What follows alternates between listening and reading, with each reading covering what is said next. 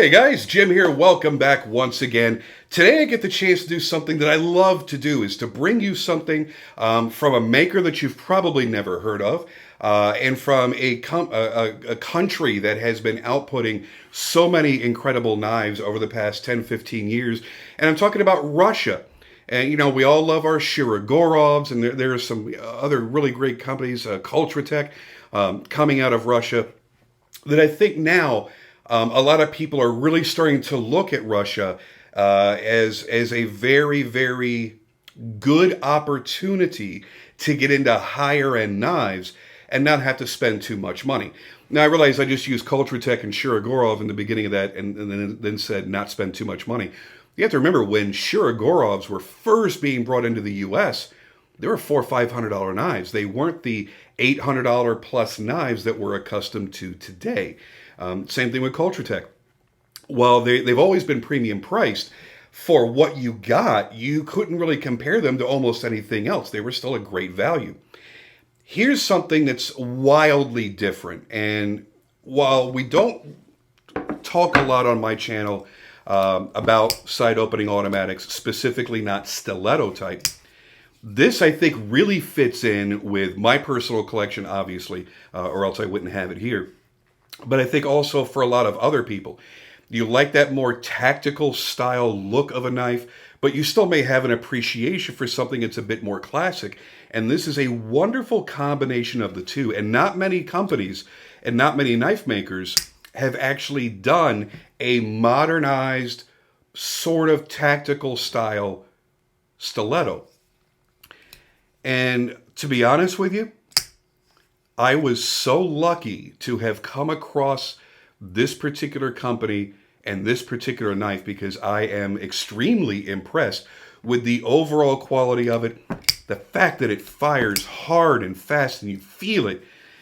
This is something that I think a lot of people are going to enjoy. Is it going to be an everyday carry knife? I really truly don't think so for pretty much anybody. But it is something that's in that modern tactical vein that's just a tiny little bit classier without being overdone. There's nothing mirror polished. There's no Timascus. There's nothing crazy. There's no exotic materials on it. It's just classy just because of the fact that it's the style of an Italian stiletto. It feels great in the hand. It fires nice and strong. And it's really, really well made. So let's take a quick up-close look. Take a look at the entire knife. Talk about some of the specs, some of the things that I like and maybe dislike about the knife, and what I would change. And I think a lot of it's kind of a limited market for this type of knife, but I think a lot of you that are curious about something like this might find this interesting. And then when I tell you the price, I think it's going to surprise you, especially being a hand-finished knife coming out of Russia, not China, not Taiwan, not where you would expect a really super low price to come from. I think you're going to be pleasantly surprised with this one, just like I was. So let's get down to the tabletop and take a close-up look at this and see what we think of it.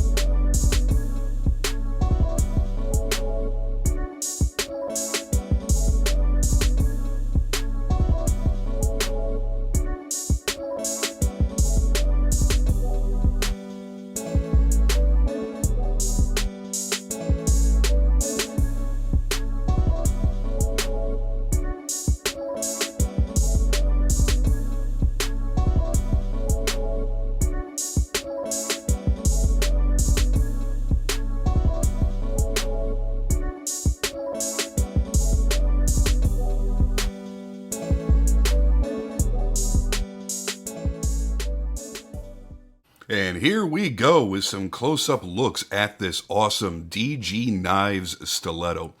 Now, I don't do a lot of side-opening automatic knife videos on my channel. I've certainly done a few, but it's one that I'm very, very, very particular on. I mean, I've done a lot of out-the-front automatic videos because there's in the world of out the front automatics, a lot of them are mechanically the same. You pretty much know what to expect. They're all going to fire pretty hard, unless you get into some really cheap garbage. They're all going to perform rather similarly, and you have certain standouts, both in mechanics and in aesthetics. I mean, you look in mechanics, you look at the Grant and Gavin Hawk Deadlock Model B, Model C being superior to every other out the front because of its mechanics and how it locks up. And then you have, high-end like Jeff Harkins customs and Marfione customs that have a certain beauty to them in the way that they're made. But overall, they're going to be a lot the same. When you get into side opening automatics, there seems to be a lot more variance in the size, in the shape, because they're not constricted to a blade going into the chassis, into the body. So you can get some different shapes out of the handles and the overall look. And a lot of companies, for whatever reason, use really, really weak coil springs. I don't know why. I don't understand how they can think that that's okay. So a lot of those I just won't even bother with. ProTech being one of my favorites because they fire super hard and they're very, very well made. And I think this is a really good equivalent to that. Now, these are a little bit closer to custom than your standard production companies manufacture. And we'll go over that here in a second. This is the packaging that it comes in. I showed a quick unboxing in my sneak peek. Very, very slick packaging. I really dig how they do this. I'm sure it's not a cheap way to go. You could put this in a zippered case for about $8, and I'm sure there's more time spent on this than $8 would buy. So I think that is a very, very cool presentation, and it gives you a nice initial experience, and that's really important. So what we're looking at here, they're just simply calling this the Stiletto. And maybe they'll have a more creative name at some point. I kind of look at this more as a tactical stiletto, just in the way that it's laid out, the materials that are used. Obviously, it doesn't have a tactical purpose, and it's not ground like a tactical knife, but it has more of what I would call a tactical stiletto look than a traditional stiletto, a traditional Italian stiletto. I mean, you've got some of the earmarks here, obviously, that allow it to look more like a stiletto. You have the symmetrical, beautiful shaped, by the way, handle, and then the blade complements all that very, very well. Now, this is a single edge. That is a false edge on top, and it's ground down really, really thin. It would take almost nothing to actually put an edge on that. I don't know if that's something that they're ever going to offer, because you got to realize you've got to be able to close it, and you're pushing against spring tension. So if it's sharpened, I mean, you're really looking at cutting yourself. So it's not really a wise idea to make a request like that. Fires nice, really hard, not crazy ridiculous, like I feel like the knife is going to fly out of my hand hard. But you can watch the torque if I can loosen my grip on it a little bit. You can see the torque of the blade as it flies out. Let's talk about the specs really quick, then we'll get into my thoughts on it overall. It's 8.4 inches in its overall length. The blade material, nice upgrade, by the way. I'm really surprised that they did this at this price point. CPM S90V, that they're running at a 58 to 59 Rockwell hardness. And that means you're going to get a knife that has a really, really good bit of edge retention. Now, they're running at 58 to 59 instead of running 60 to 61, so it's not going to be quite as much of the edge retention that the steel is capable of, and you can go higher as far as I understand it. But it's still going to be really, really good. This should outperform, as far as longevity for the edge, it's going to outperform your basic like S30V, S35VN, possibly CPM 154. So you're going to get really good performance out of it. Not that this is going to be a task-driven knife or, really used for everyday cutting, but for something that's going to be an everyday carry, it's going to be in your pocket, and you have things that you're going to be cutting through, the edge should last you a good long time. They've got a really nice pointy tip on there, but it doesn't get down too precariously thin. Obviously, it's not a pry bar. You wouldn't use it to pry anything, but it does come down nice and thin, but not overly thin. I like the overall look. It's a very handsome knife. You're looking at $309. And let's break that down for a second.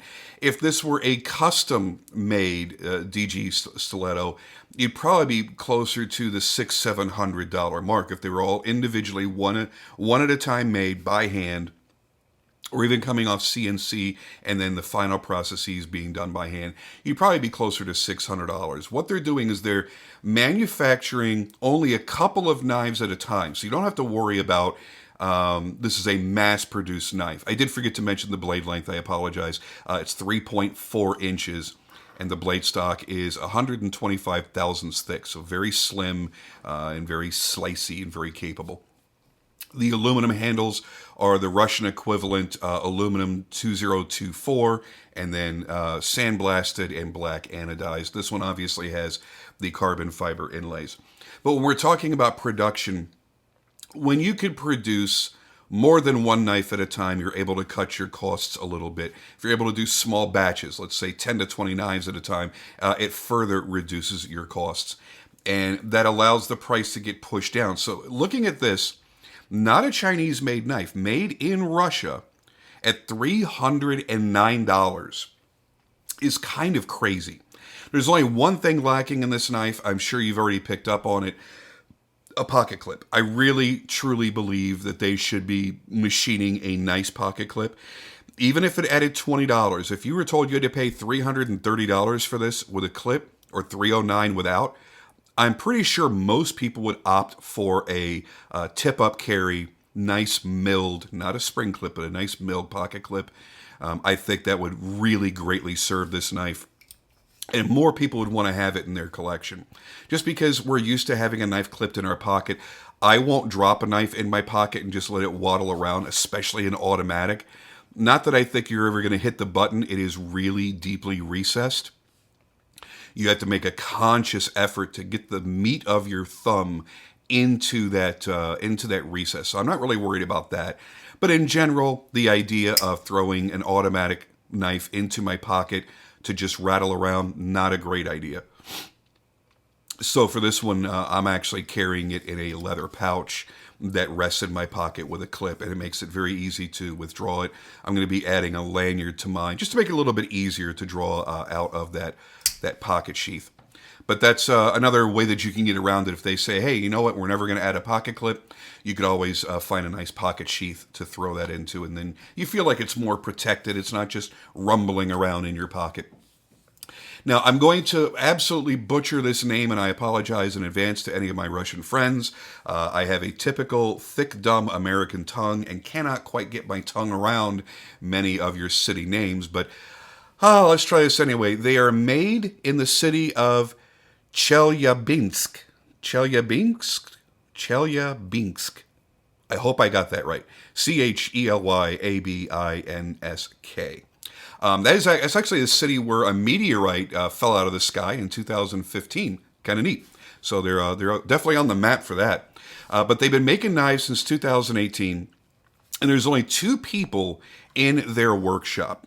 So while they're not producing knives all day, every day as their mainstay, it's more of a hobby that allows them to put a little bit more attention into the details of making the knife.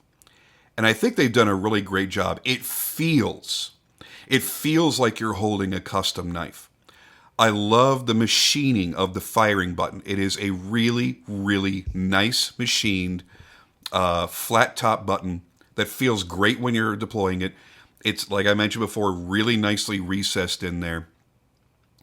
I do like how they took the stop pin there and blacked it out so that it kind of blends into the bolster. Very, very happy they did that. I think I would have been distracted if that would have been left in raw steel. This is their prototype number 1. They've only got 2 that they said they had in stock, besides mine right here, the prototype. I don't recall the materials they used. One had a really nice wood inlay. I opted for the carbon fiber. It was nice of them to give me the choice when I ordered this, when I talked to them. So anyway, they produce everything in Russia. They buy only any like the screws and things like that. Any small components they're ordering in from Germany, which is actually kind of cool. Probably a lot more expensive than it needs to be, but again, they're trying to offer the highest degree of quality possible for the money that they're charging. They said that their batches are so small they generally run 3 to 5 knives at a time, and that's it. So what they do is they sell through their Instagram, and I'll put their Instagram down in the description of the video down below, so you can visit their Instagram, follow them, see what they're doing, and when they have available knives, they're going to offer them there. As soon as I saw this, I went nuts because I really love the overall look. I love the fact that they blacked out the aluminum. I like, obviously, the carbon fiber up against it. It's a clean, classic look, a little bit modernized with the carbon fiber. I think overall it's one of the more handsome stilettos that I've seen out there. It feels really nice in the hand. They've got a little bit of a swell coming out here, and it's very nicely contoured, so you feel a bit of a palm swell there as well. I mean, you can actually hold this like a standard regular knife. You don't have to hold it like you're in a street gang from the 1930s with your little stiletto. So it lends itself well to being very, very comfortable in the hand. Like I said, I don't see people really using this as an everyday cutting tool, but more or less something that you've got as a source of pride in your pocket. A little bit of a fancier knife. It's a fun automatic. It has that classic stiletto look that's been modernized into more modern materials and more of a modern finish and look. It's got a nice edge to it. Really beautiful grinds, very clean. I love the fact that they did give you a bit of flat that tapers then off and then disappears. A lot of times makers will bring those bevels in so tight you don't have much of a flat, or they make them so low that there's, I don't want to say too much flats, but it kind of seems imbalanced.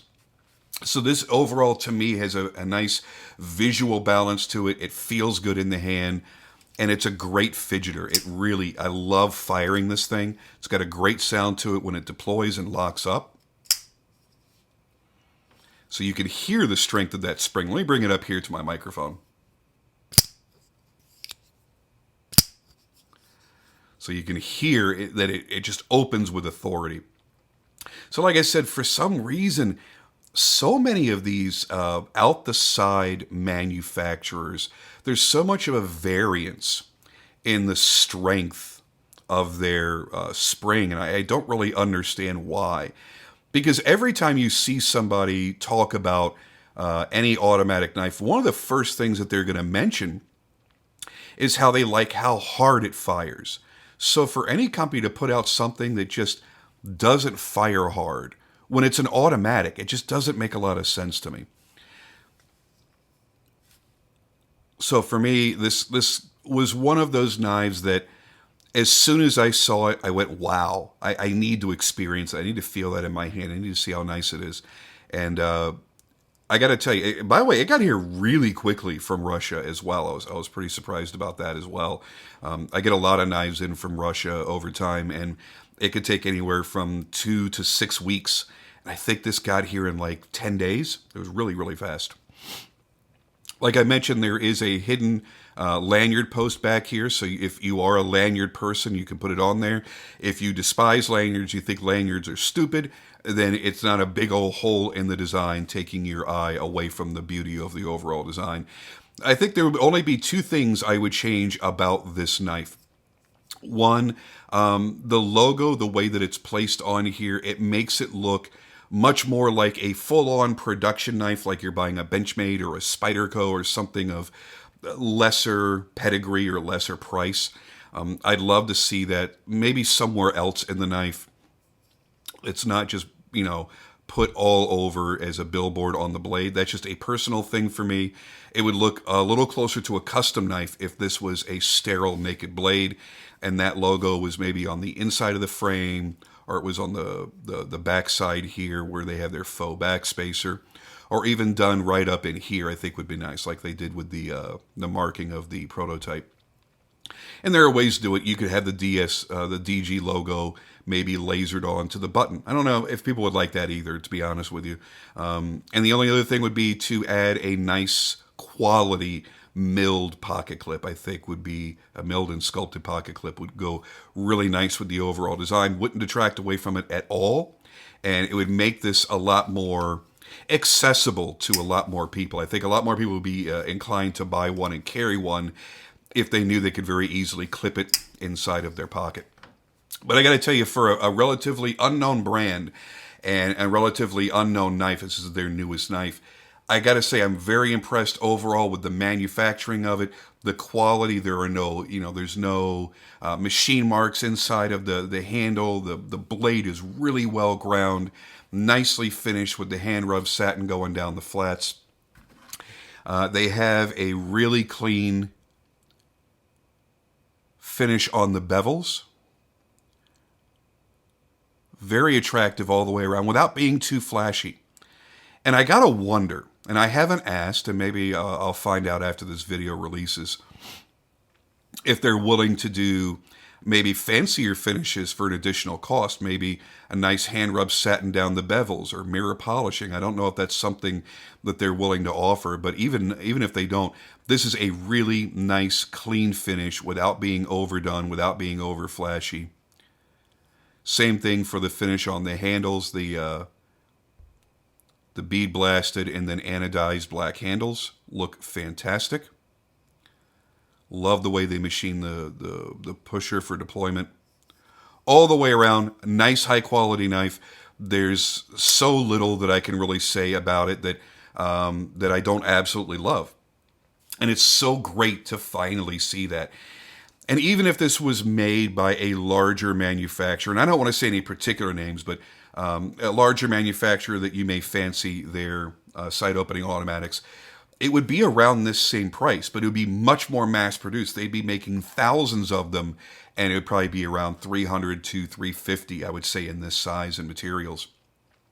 And here at 309, on a very small batch production, which means their quality control is tighter, they're paying more attention to the details as they manufacture it, and doing hand grinding on the blades.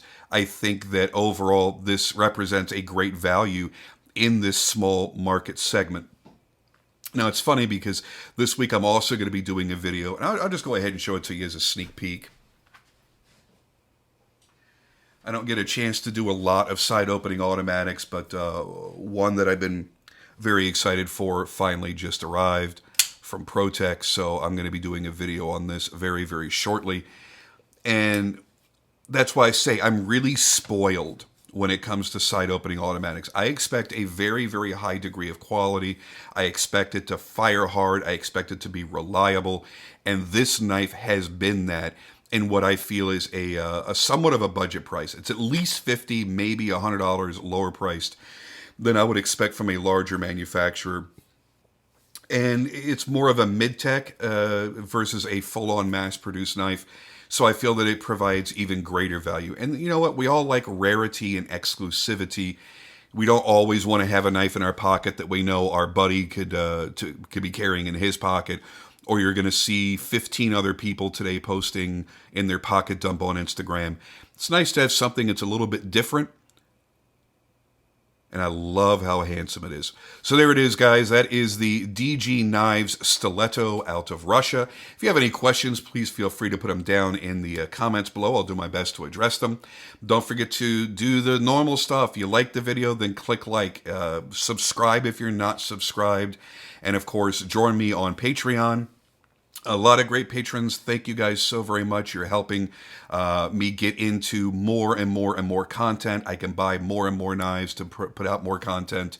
And for those of you that are patrons or not patrons yet, realize that I do giveaways. I try to do it monthly when there's something available, but if not, it's every other month. You'll win a free knife. You'll win free EDC gear, all kinds of really cool stuff, and nothing cheap.